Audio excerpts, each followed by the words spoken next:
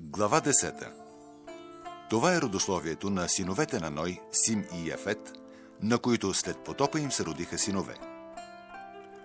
Потомци на Яфет: Гомер, Магог, Мадай, Яван, Тувал, Мешех и Тирас.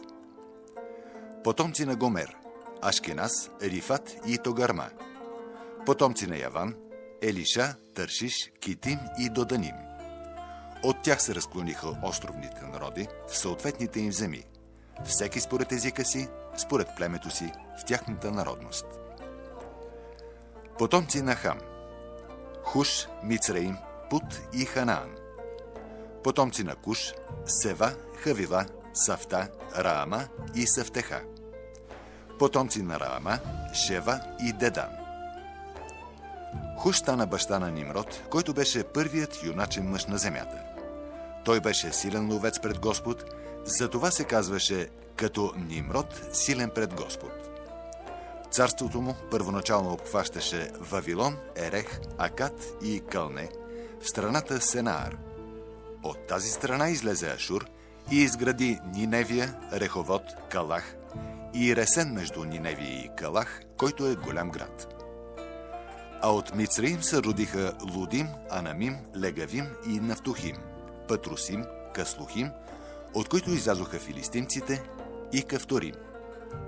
От Ханаан се родиха Сидон, първородният му, и Хет, Евусей, Аморей, Гергесей, Евей, Аркей, Синей, Арвадей, Цемарей и Химатей. След това племената на ханаанците се разпръснаха, а ханаанските предели се простряха от Сидон до пътя към Герар, близо до Газа, и към Содом, Гомора, Адма и Цевоим, близо до Лаша. Тези са Хамовите потомци според племената им, според езиците им, в земите им, в народностите им.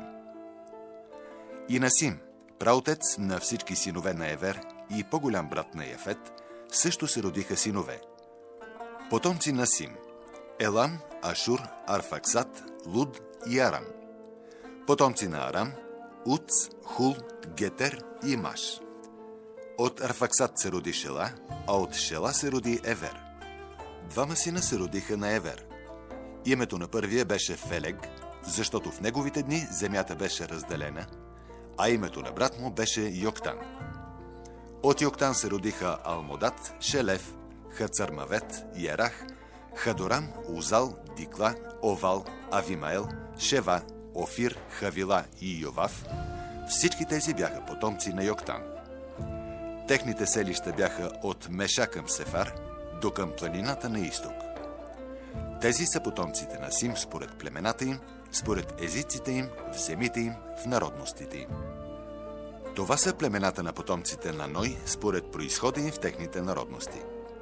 И от тези се разклониха други народи по земята след потопа.